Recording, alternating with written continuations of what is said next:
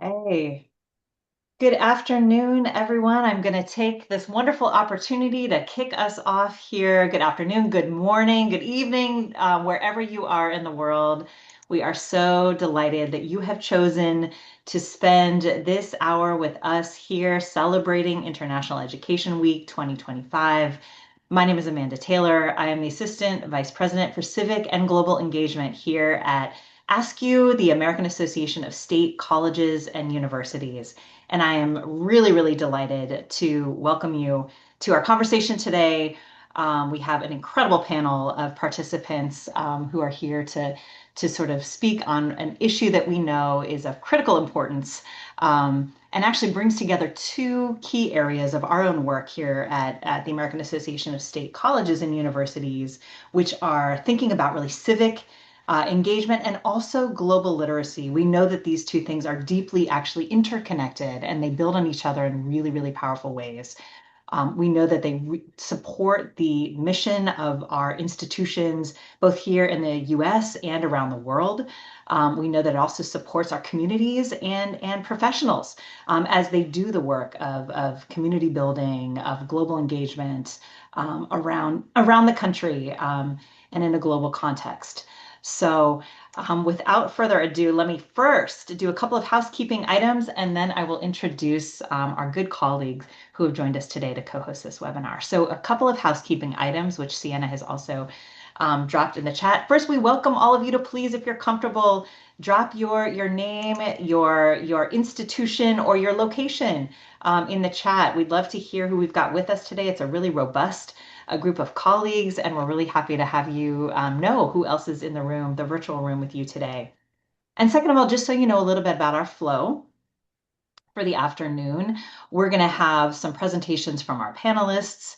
They will be in conversation, a wonderfully moderated conversation, and then we'll save some time at the end for your questions. So feel free along the way, if a question pops up for you, to drop it in the chat. But know that we will actually be answering all of those questions at the end, and we will welcome you also at that point to unmute and to speak if you'd like to put voice to those questions. So again, we're super excited to kick this off. And to do so, let me please welcome my good colleague from the Council on Foreign Relations, Vice President for Education, Carrie Nechvolodov, who is really a wonderful partner and a wonderful team member. We want to thank Carrie. We want to thank Rania from the Council on Foreign Relations Education, and also the AASCU team. I want to thank Sienna. I want to thank, who's a wonderful partner here. I want to thank our American Democracy Project, Ellen Knudsen, and others for all of this work. So without further ado, Carrie. Hello, everyone, and welcome. I am Carrie Nechvolodov, as was just communicated. I'm the Vice President of Education at the Council on Foreign Relations, otherwise known as CFR, which is an independent, nonpartisan foreign policy think tank. We're also a membership organization. We publish Foreign Affairs Magazine, and we are an educator. The mission of CFR is to inform U.S. engagement with the world, and CFR Education is obviously the educational arm of the council. We're delighted to partner with AASCU and to be here with all of you today. And we hope that today's discussion will shine some light on many of the ways that CFR Education can support you during this particularly challenging time that we find ourselves in. Educators like you cannot be expected and shouldn't be expected to be experts on every global issue, especially at the rate of change in today's world. That's where CFR Education comes in. Our supplemental materials comprise a library of over 800 free, nonpartisan, multimedia teaching and learning resources that help students understand and navigate today's complicated, connected world. The readings, videos, maps, charts, graphs, timelines, and simulations help explain the fundamentals of international relations and foreign policy. They also align with many of the disciplines that you teach. So we have a library of 60 simulations that invite students to step into the shoes of either U.S. National Security Council members or UN Security Council members. As most of you on this call likely know, simulations are an effective project-based learning tool that helps students develop critical thinking, persuasive communication, and collaboration skills. They also provide students with hands-on experience grappling with some of today's most challenging global issues. And perhaps, in my opinion, most important, they support the development of productive and respectful civil discourse. So I'm eager to turn to the panel of committed educators and to discuss the crucial intersection of between global affairs literacy and civic engagement. So over to Tim.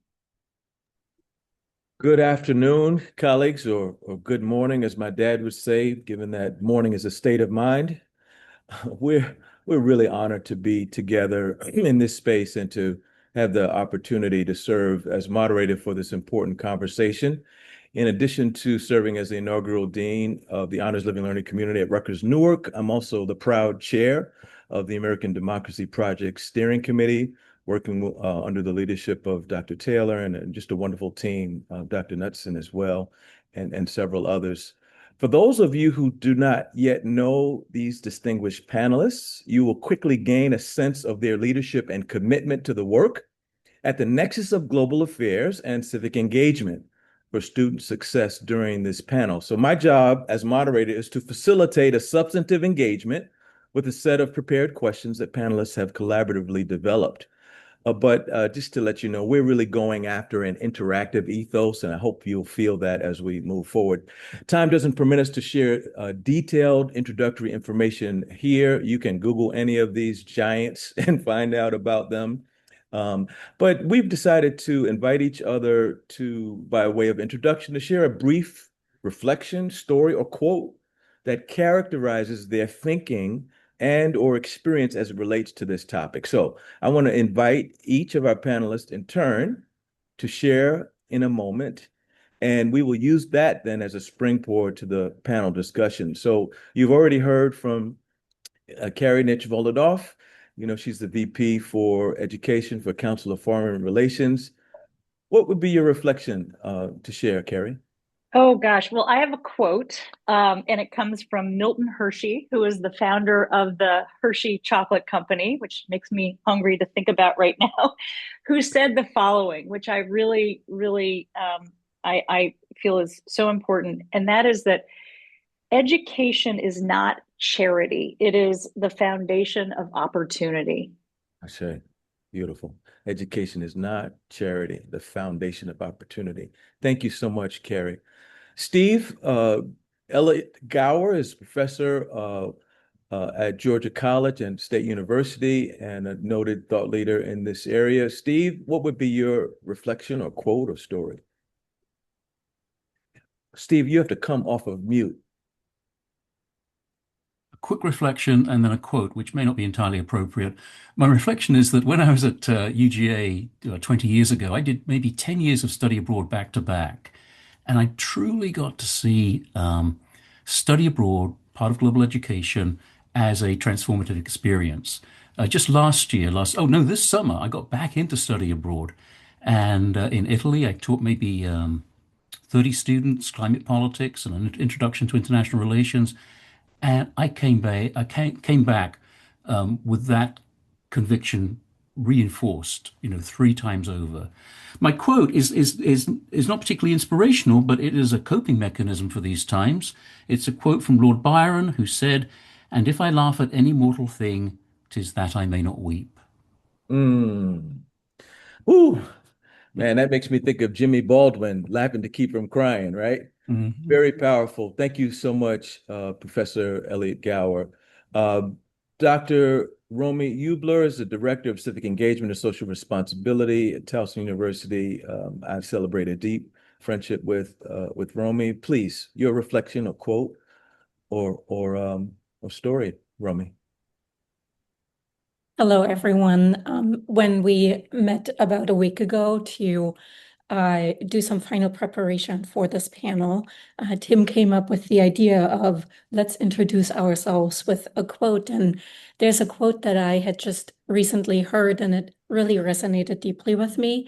to a point where I put it on my whiteboard in my office so I can look at it every day. Mm. Um, and that quote is that change happens at the speed of trust. Ooh. Change happens at the speed of trust. What is that speed, and how critical is trust during these times? Wow.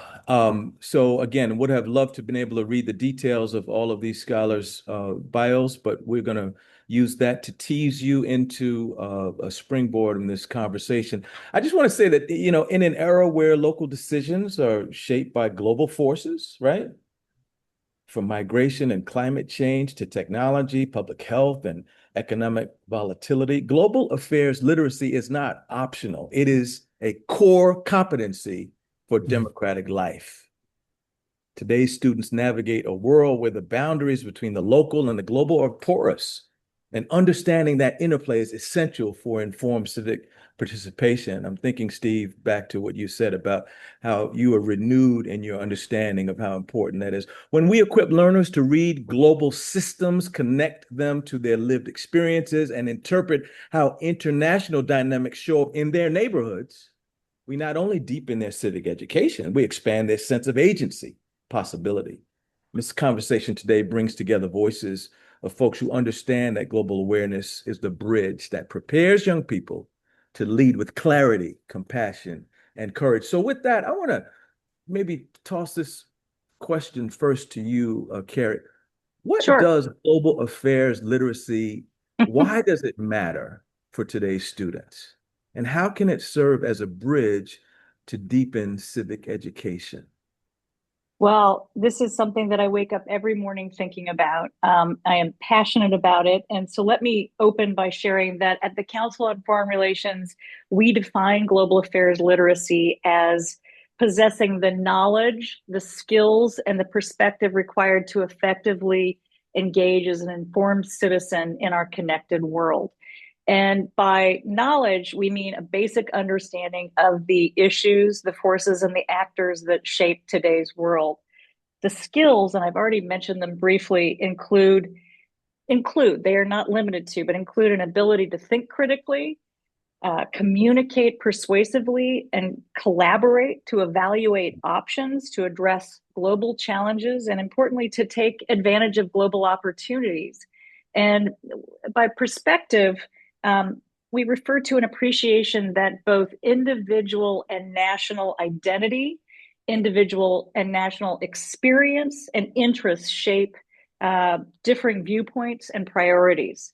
So, how does this lead to civic engagement? Well, global affairs literacy leads to responsible civic engagement by, and this is by no means an exhaustive list, but it does things like link the global to the local and the local to the global, as you just mentioned, Tim. It informs citizens so that they can advocate for effective policies and vote for public officials who support those policies.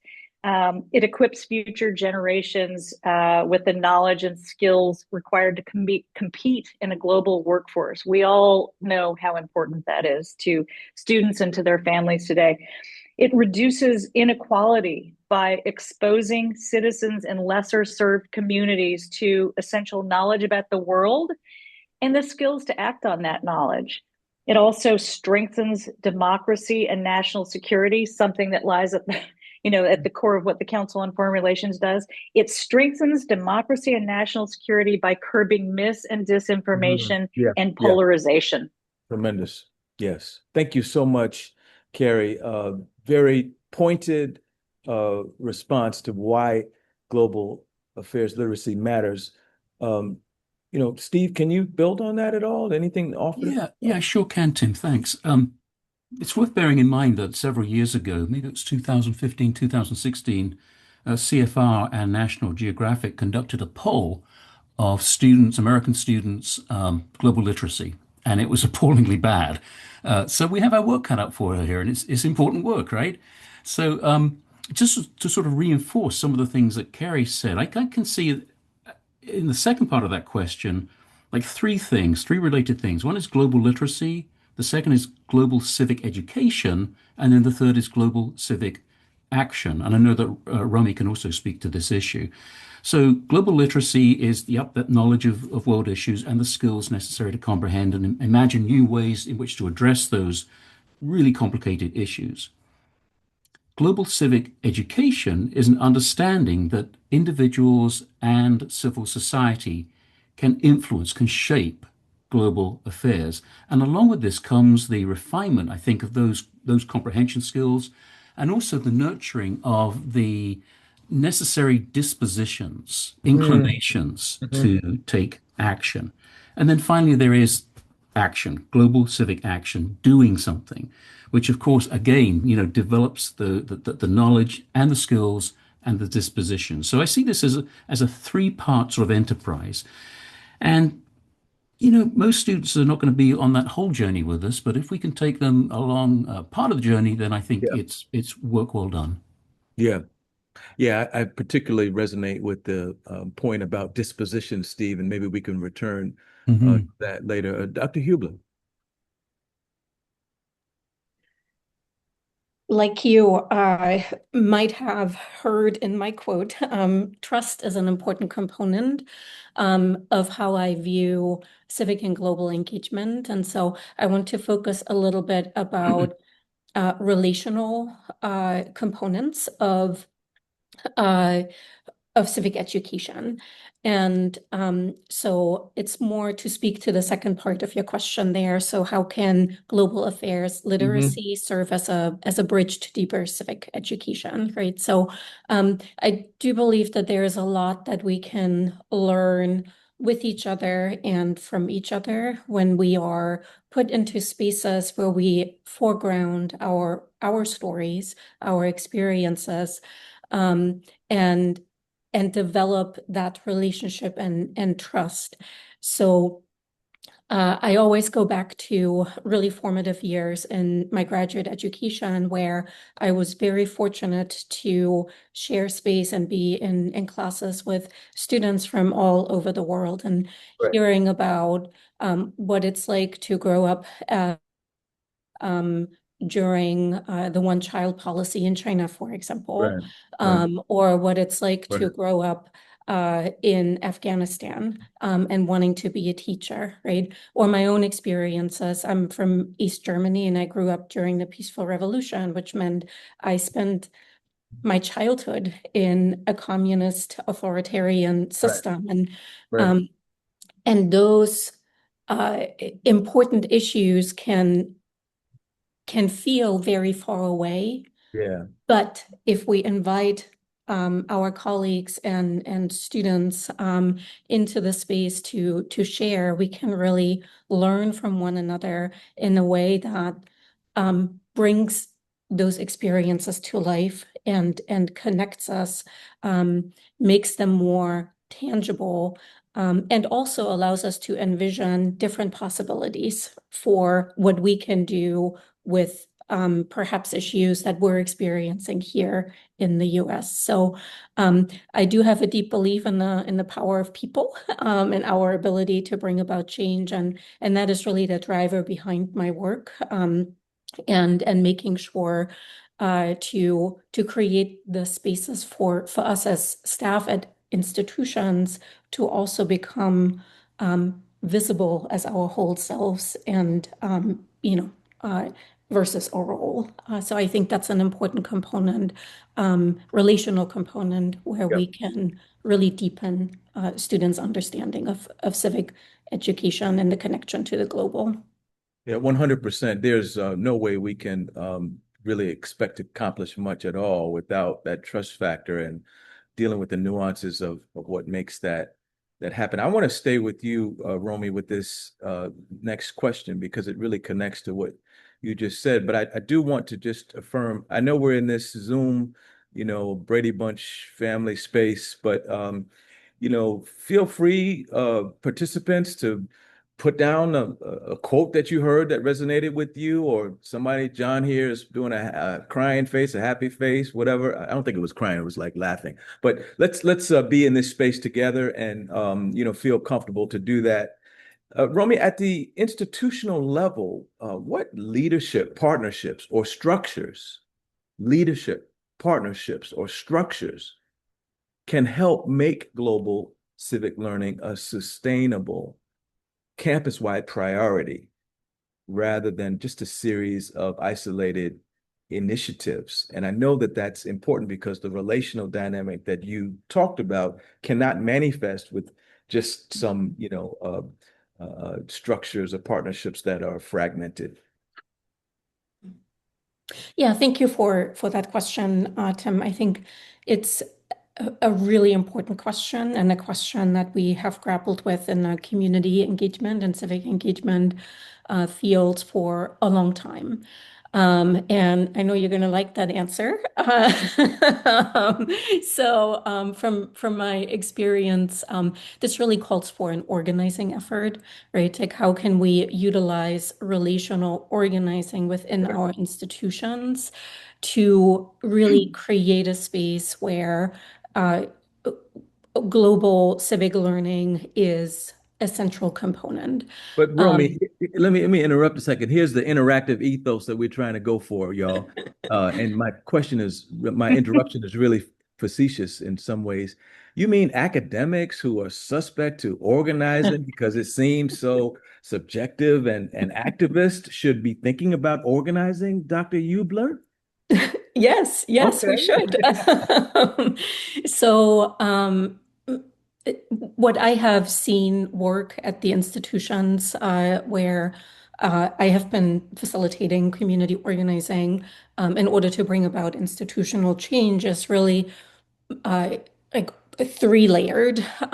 So one, there is, and I'm sure there are more layers, but that's what comes to mind. So uh, putting together faculty and staff from siloed spaces Hmm. where you don't have uh, a, a, a hierarchy Right, of reporting, right? right, We're siloed.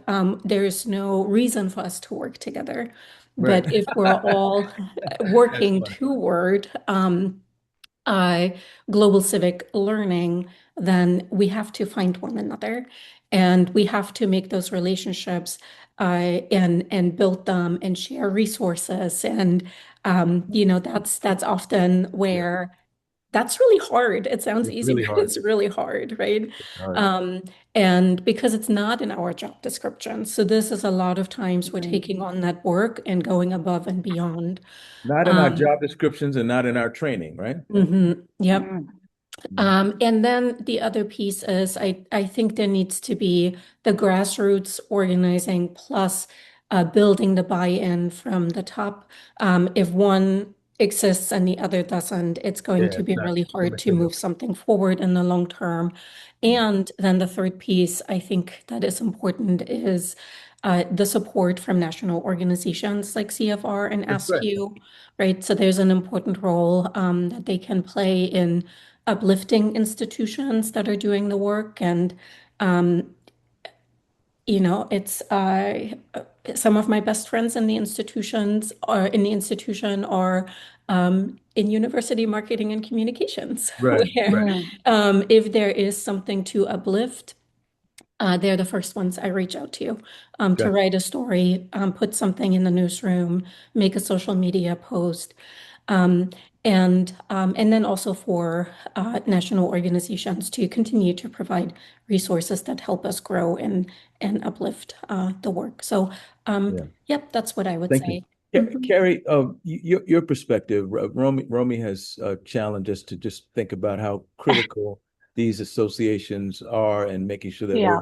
talking to it. What's your take on this question? Well, I would say that a really important thing that we've learned at CFR Education is that global affairs literacy becomes durable when it's addressed in a multidisciplinary fashion, rather than as you have pointed out, Romy, that rather than through a single course or initiative. And that's why we have created resources that can be used in the vast majority of Wait, humanities wait, and wait, human. Carrie, Yeah, hold on a second.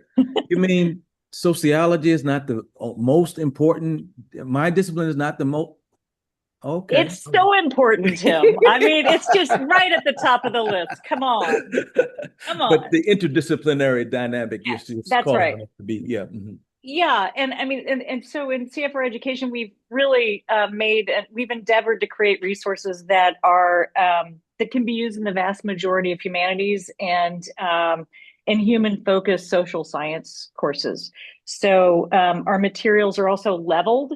Lexile is a term that some of you might be familiar with. We've leveled our resources so that they're suitable for first year seminars as well as core classes within a school, within a university's general education curriculum. And then finally, I would say that to speaking to this idea of community and building connective tissue and relationships, the Council on Foreign Relations, CFR Education has created an ambassador program. It's an educator network that we host. That helps build national networks Yeah. of faculty committed to global learning. It creates long-term professional communities that outlast individual projects. And it also helps campuses sustain momentum around global affairs literacy over time. We've also we have lots of partnerships. The Council CFR Education has many partnerships. We've recently been building relationships with a Starting Point, Bridge USA, to surrounding this idea of respectful civil discourse. And so we're really working on building community Yeah. through our ambassador program. Yeah. Well, speaking of ambassadors, like we've got Steve Elliott Gower, who's a longtime CFR education ambassador. Your That's take, right. your take on the leadership, partnerships, and structures needed to do this work. Yeah, I think it's great if you can hitch your global literacy wagon to an institutional initiative. But we know those initiatives shift over time, Right. oftentimes with changes in leadership. So we have to think about other ways in which we can pursue our work. And Yeah. one way is just to do that as an individual instructor, going into the classroom, organizing and extracurricular activities, and there's a great deal of personal satisfaction that comes out of that. But there is also the route that Romy and Carrie have talked about, and that is linking up with a network of like-minded individuals who are pursuing a goal. And I've done that for maybe 10, 15 years with AASCU, and actually kind of think of it maybe 10 years, close to 10 years with CFR as well. And one of the great things about tapping into those networks and making those connections is that you no longer feel like you're slogging away in the trenches all by yourself, that you're part Yeah. of a Yeah. bigger community of people Yeah. working towards a common goal. So I'm really grateful to have been a part of ASCU and to now be a part of the CFR Education Network. Yeah. I just want to Please. respond to that briefly, if I could, and Please. say that CFR Education, we can't do what we're doing without the folks on this call, at Steve and Romy. We rely on educators who are in the trenches on the front lines of protecting our democracy, of Right. building global affairs literacy. We literally can't do this. So as much as it's important for you all to hitch your wagon to organizations like the council, we really, really depend on and rely on you and really value these relationships. So Yeah, I think that's an important point to be made here. I want to pivot here and ask an action question. And maybe I'll begin with you, Steve, if that's okay. How do you use global learning experiences to deepen student civic engagement in the classroom and in co-curricular and extracurricular spaces? Like, how do you use those learning experiences? I'm reminded this summer, I took two students to South Africa for, just a week. It wasn't a full study away, but yesterday they, told me about a campus-based event, and I could see the through line between their engagement there in Durban, South Yeah. Africa, with what they're doing. So, some of your tricks, or not tricks, but some of your the ways that you're actively engaged in this regard. Yeah, as I said at the outset, I recently started doing study abroad again. I was in Montepulciano this past summer. I'll be in Strasbourg next summer, and you're there on the ground with the students, and you can literally see these experiences which are transformative in nature. In the classroom, I'm a huge advocate and fan of role-playing simulations. Hmm. I probably started using role-playing simulations I maybe love 20 that, years Steve. ago when I was at UGA. I Love that. started using the Reacting to the Past role-playing games. I love that. And since I've been at Georgia College, I've really embraced CFR's simulations, the simulations that Carrie talked about a little bit earlier, both the full-blown simulations that are played over several class periods and mini simulations that can be played in an hour or so. And my experience with simulations leads me to believe that role-playing simulations, they create incentives for students to dig deeper into the material, lest they be embarrassed before their peers in the next class period. They allow students to see the complexity of global issues as multidisciplinary issues. I teach at a liberal arts college, a public liberal arts college, and so we're all about multidisciplinarity. They also allow students to see issues from different institutional or national perspectives. Carrie mentioned the two types of simulations that CFR education produce, the US National Security Council simulations and the UN Hmm. Security Council simulations. Hmm. And those different perspectives oftentimes I hear students say, "Hey, I'd never thought of looking at that issue from that perspective, or hearing about that issue from that perspective." And then just the sheer dynamism of role Yeah. playing Yes. deeply engages students Yeah. in their learning. And this is where we're going to get to the civic engagement part. It also creates for them, even though they're playing roles, it creates for them a sense of autonomy and a sense of agency, a sense that I can influence the outcome of this simulation. I can shape events here. And I think that that simulation experience, that liminal experience, if you like, can translate into a sense of a sense of agency in quote unquote the real world. Um, I just will talk very, very briefly, 1 minute, about something I've been doing. No, I've got two things actually. Something that I've been doing over the past 3 years. Yeah, about 3 years. I run a program called What in the World for our Hmm. leadership programs, Hmm. and it's so much. It's one of my favorite things that I do on campus. Hmm. I get together around a big conference table with maybe 12 students. We listen to a BBC podcast called What in the World, and then we talk about it. That's It's right. just, it's not, it's not really sophisticated, but it's really effective, really fun. Yeah, this is really good. I'm so eager to hear your response, Romy, and then Carrie, because I know that the use of the arts and creative approaches and the humanities are important to how we Hola, understand how Ethan. to act. Oh, Gracias. I think someone needs to mute. Um, so let me invite you first, Romy, and then Carrie, to share some of the active things that you see that are possible in using global learning experiences to deepen student civic engagement in the classroom and in co-curricular spaces. Yeah, so I'm in the Division of Student Affairs. So a lot of the work that I do is done through programming. And Steve, very similar to you, we do have a format of listening and then talking about the issue. And the first time that I can think of bringing in a global aspect to it was with the 25th anniversary of the fall of the Berlin Wall. So Mm. we ran a program called Wall Stories. And so we invited faculty, staff, students at the institution who had lived experiences with the fall of the wall, communism in East Germany, and also who were scholars in the area.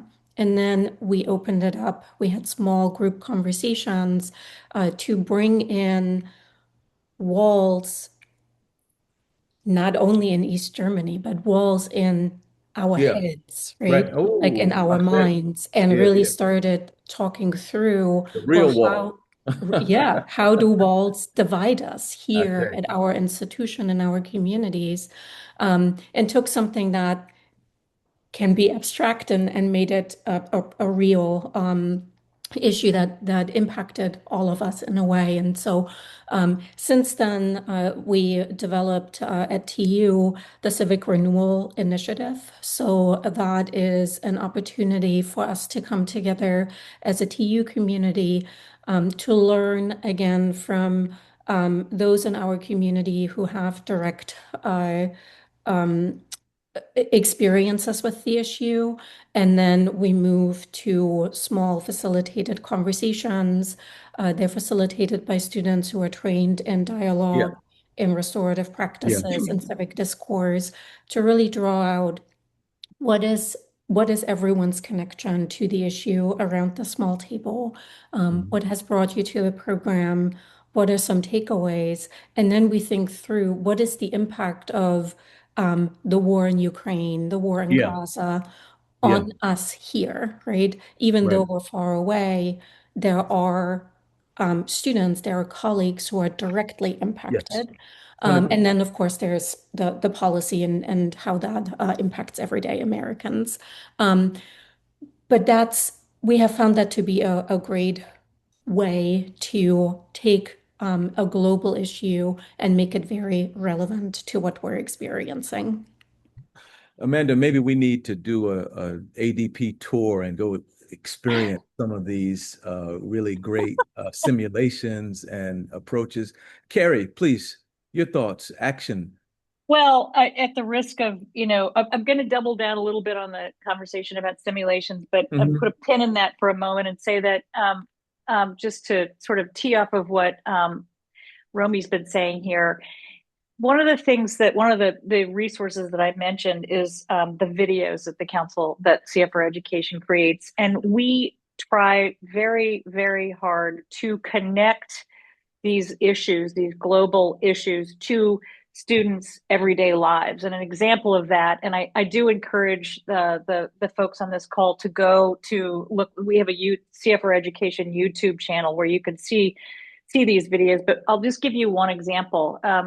To explain supply chains, we trace the path of a Converse sneaker and where all the different pieces of that sneaker are made. So, the rubber in China, the laces in Turkey. I'm kind of making that up because I can't remember the details, but you get the point. And that's something that students can relate to. The global supply chain, or that a part for their computer or their phone may not be available because of some weather event in Asia. So connecting things out that are happening out in the world to students' lives is something that we really try hard to do. But again, I want to reiterate that simulations in particular are a powerful learning tool. They help students recognize that global issues have local civic implications. So when students understand those connections, whether it's about climate or migration, health, trade, Yeah. they begin to see themselves not just as passive Right. observers, Agency. yeah, but as important participants in civic life. So because also simulations require preparation, persuasion, and collaboration, they translate naturally to co-curricular activities like debate clubs and Model UN and campus dialogues. Again, I mentioned that we're trying to build more relationships with organizations that are engaged in campus dialogues, and we're going to be doing more of that. But we've seen that these experiences with role playing and active dialogue, debate, deliberation spark students' interests and spur them to engage more deeply outside of the classroom. So I think today we can call the day of the simulation. It's a 2 or 3 man band promoting simulations, but they really are effective. They really do engage students. And so I want to, I really can't stress enough that I think that the folks on this call would, if you aren't already conducting simulations in your classrooms, I highly recommend it, whether it's the council's or someone Yeah. else's, but ours are Yeah. the best. So And I will Yeah. just add to that, if I may, Tim, Please. that even though role-playing simulations are not an official part of the pantheon of high-impact practices, they are. They They are. are. I've actually They are. conducted a little bit of research that looks at the eight, I think it's eight characteristics of high-impact practices, and simulations score highly on each of those criteria. I need that article from you, brother. Can you send that over? Well, it's not Can, written yet, but Yeah. oh, actually, we did a presentation. Well, send the presentation. Yeah, That's okay. really quite powerful. I on the serious question, I've seen in the chat here that some people are new to the resources, and I posed a question that was not rhetorical. If you have ever used the CFR videos, can you just raise your electronic hand and lower it real quick? Let's see in the room. Okay, I see a couple. Okay, good, good. All right, yay. awesome. Yeah, there are some. And so we can get to more of that. I'm conscious of the time because we want to make sure that we've got some for Q&A. But I've got one more question, and maybe everyone could chime in. In a time when students feel disillusioned and anxious about the future, how do you help them stay hopeful, engaged in civic life, especially, in this global environment? I don't know. Do you want to start, Steve?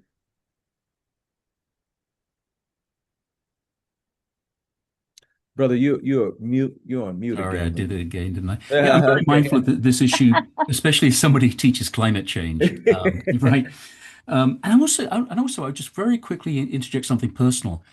Students today remind me of myself when I was in my 20s, in the early 1980s, living in Europe, kind of on the front line of the Cold War, not as close as Romy was to the front line of the Cold War, but nevertheless very, very conscious of the threat of nuclear warfare. And it sort of affected the way I thought about my life and the way I thought about the future of my life. And I see students being in a similar position today, having come through COVID and all the sort of angst that came along with that. I need to do a better job of this. That is trying to dissuade, trying to lessen this disillusionment and anxiety. But what I like to do in my classes is to always try to include, and again, I need to do a better job of this, but always try to include an example of an individual or an organization that is making a positive change in the world. And also give students some suggestions on how they might get involved in an organization. Another very small example that again for the past 3 or 4 years, I've done a program just once a year for the Honors College where I give a dinner seminar on the winner of the Nobel Peace Prize. And so that becomes an opportunity to talk about an issue, a region of the world, but most importantly, how somebody has impacted or is seeking to impact positive change in the world. Thank you so much. Romy?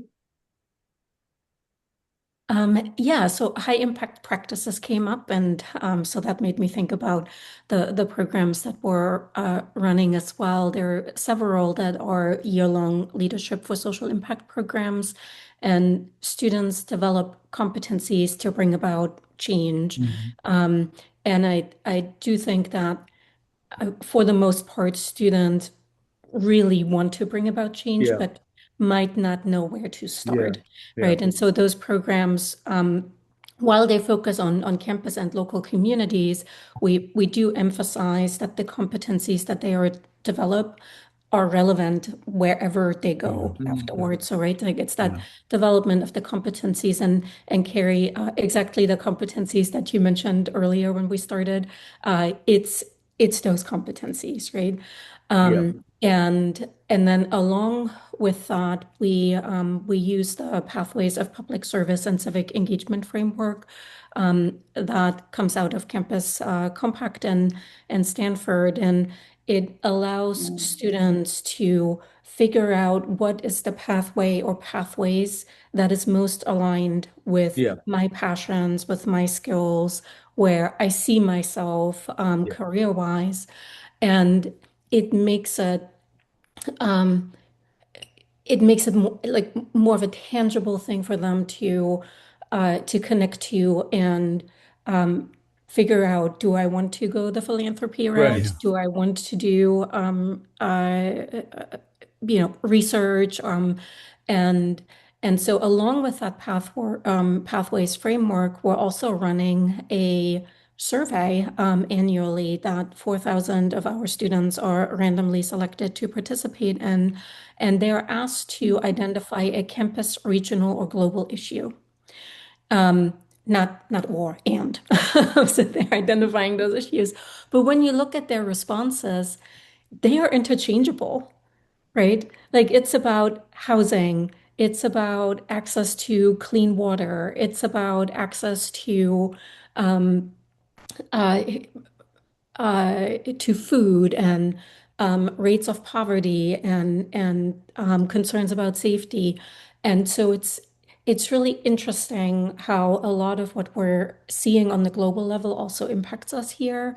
And that's where we see in my department a real opportunity Yeah. because we can't support study away kind of programs, right? But Right. that's where we can bring it together. Yeah. It's so delicious and have such high nutritional value to hear these insights at a time though that's just bare. Carrie, can you give us your response and then we can open this thing up for some Q&A? Yeah, I'm going to be very brief because I'm super eager to hear some questions. But I would just say that, we hear regularly from educators that students feel overwhelmed, anxious, and isolated. And that's why we are mindful about creating resources that are future oriented and solution based. Yeah. This is particularly, I'll just quickly mention that we, in the last year, have created over 40 climate change related resources. And we've done so with the care to not have them be all gloomy and doomy. They offer solutions and talk about what can be done. But creating resources that are future oriented and solution based signals to students that they have agency, that their voice is important, and that they belong in the conversation. I could continue talking, but I'm Yeah. super eager to move to the Q&A. And I think Steve, you may have tipped us, led us in this focus on agency, which is even achievable through simulations. And so I appreciate that comment. We have some questions that are surfacing in the chat, and I really would love it if we could hear some other voices than just the voices that have been heard from the beginning. So I don't know. Can I put Jamie on the spot? I know she had a question about the connection between global affairs literacy, and career readiness. Will you be mad at me, Jamie, if I ask you to unmute and ask your question? Maybe Jamie isn't here anymore. Well, colleagues, what do you think about the connection between global affairs literacy and career readiness? Do you have thoughts that you would share about the importance of that?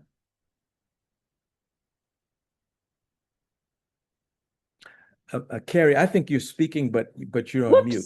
Whoops. Oh, I said I'm happy to just quickly field this, but eager to hear from Stephen and Romy as well. It doesn't matter. One of the reasons that the Council on Foreign Relations created an education department and an education initiative is that it doesn't matter what job you have. You need to understand what is happening in the world and how it affects your life. I could name any profession and provide an example of why it would be important. You'll be working with people who come from different parts of the world and Yeah. need to have perspective, and the disposition is the word that Steve had shared earlier.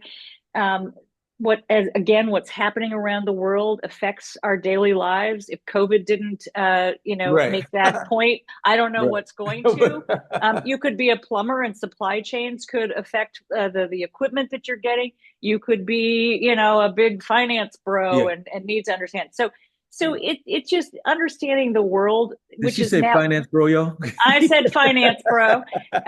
But understanding how connected the Yes. world is. That, Yeah. that this is really that there it's a borderless world. Yeah. It's not a gated community. The United States is not a gated community, Right. and so I'll defer to my fellow panelists here, but I could talk about this for the rest of the day. Well, I'm gonna try to get a few other questions in. So forgive me, Steve and Romy, unless you're burning to respond. So Natalia Daiba has an awesome question about using simulations in the context of COIL virtual exchange partnerships.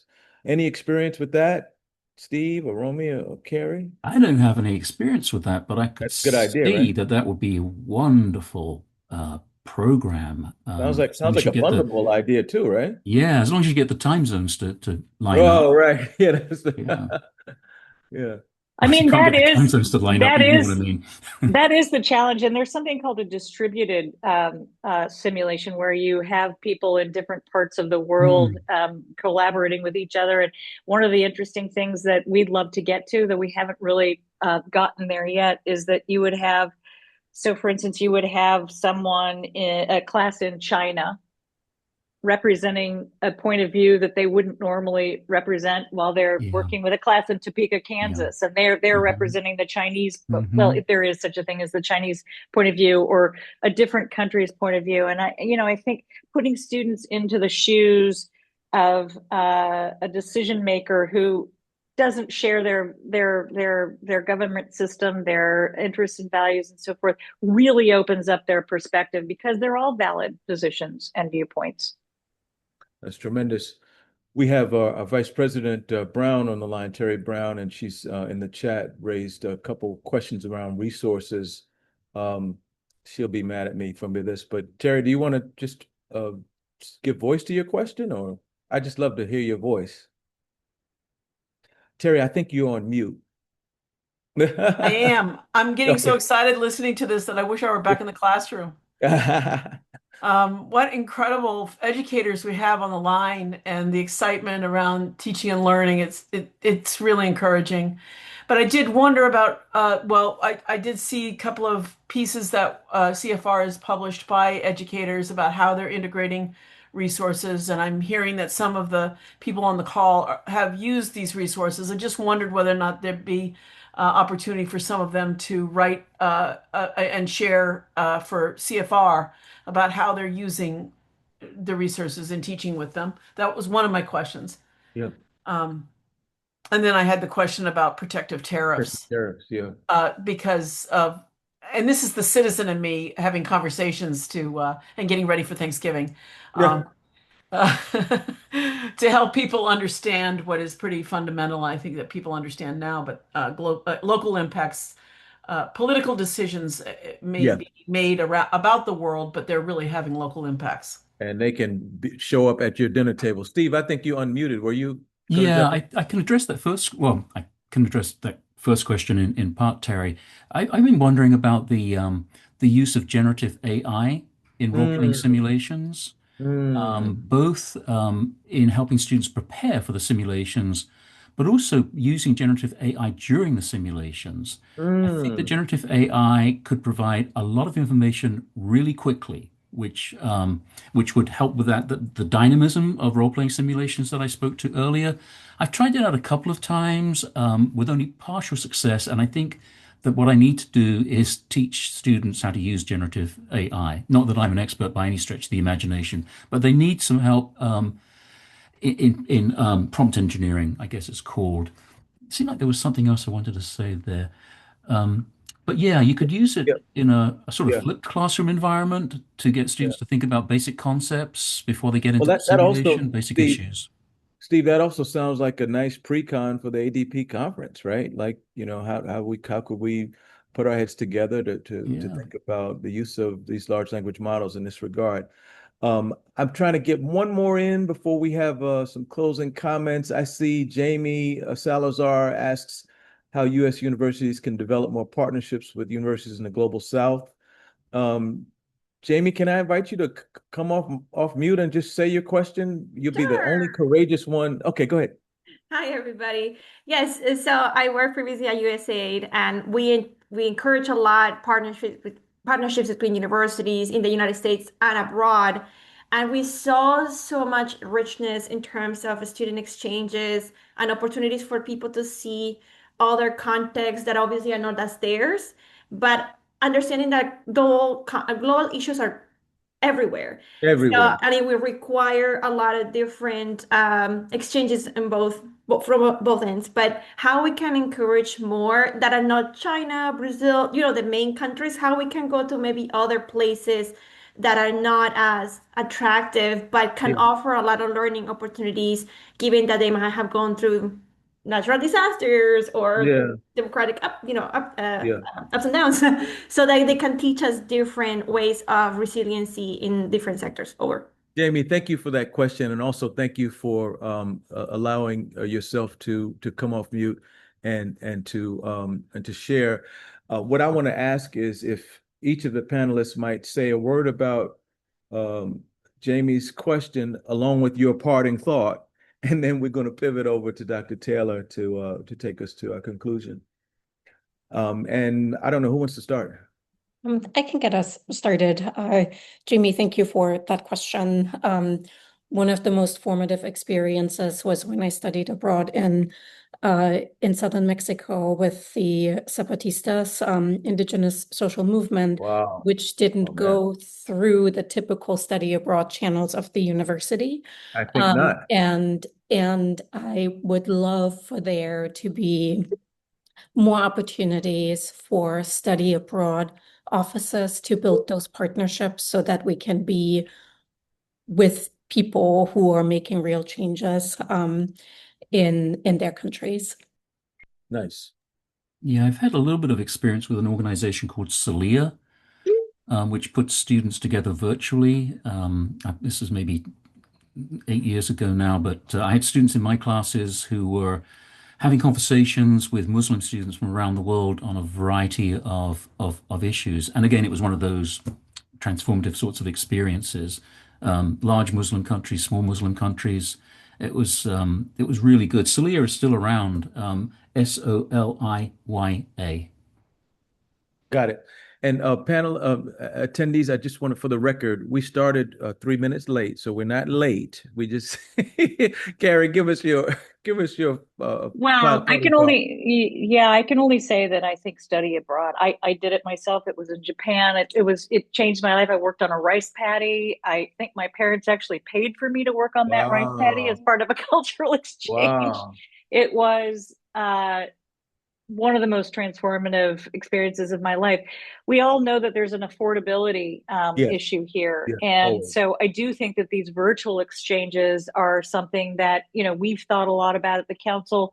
I've spoken to as I mentioned at the beginning, the council is a membership organization, and we have members who are interested in helping us build some sort of a platform for virtual exchange, but also potentially some sort of an actual exchange. We aren't there yet, but all I can say is that there is no greater experience if virtual is all that can be accomplished, Yeah. and Yes. I think it's very valuable. I do. Yes. Yes. Then that's great. We should not. Beyond that, beyond just ratifying the importance of it, we don't have a lot going on at the council, but would like to do more. Yeah, we can't ignore those opportunities, even given their drawbacks. I hope you will notice that I am putting my virtual hands together to celebrate this panel. I invite every one of the attendees to do so as we have Dr. Taylor to come. Oh, look at all that love, man. Some of you got hearts too. Goodness, not only hands. Really, Steve, Romy, Carrie, it's been a pleasure to be in conversation with you in this context, and I look forward to our continued work in the context of ADP. Over to you, Dr. Taylor. And let me just add my thanks for an incredible panel, Tim, for excellent moderation as always, and to the group. What a wonderful set of ideas, vibrant discussion. This is an incredible group of thinkers, colleagues, scholars. Shout out to the students who joined us on the panel as well. We are so happy to stay in touch with you. We will aggregate all the resources. I know there are resources coming fast and furious. We will aggregate them from the chat and also from all the presenters and share them back out with you in a follow-up email. There'll also be an opportunity to connect with CFR Education, to connect with AASCU, and to stay in touch with our work going forward. So let me just, with that, close us out. Say thank you to Sienna and Ellen and Rania for all the work to get us to where we are today. And happy International Education Week to all of you out there. Let us all take a moment to commit ourselves to one thing, one action we will take today to affirm the importance of this work in our everyday life, on our campuses, and in our communities. So thanks to everyone, and looking forward to more. Yes, and I guess we'll see everyone March 16th. Is that right? Oh, that's right. Thank you, Tim. Yes, Ellen popped in the chat, but let us shout out American Democracy Project, which actually thinks in a global context. We'll be having our annual meeting March 15th and 16th in Chicago. We welcome all of you to join us. Ellen has put the link in the chat, but we will also share it back out via Be email. there or be square. I Or be don't totally miss it. square, I or be come with my triangle, be students. whatever you want to be, but you got to be there in She some said geometric shape. triangle. Oh my goodness. Colleagues, much love, much respect. We appreciate you, okay? God bless. Take care.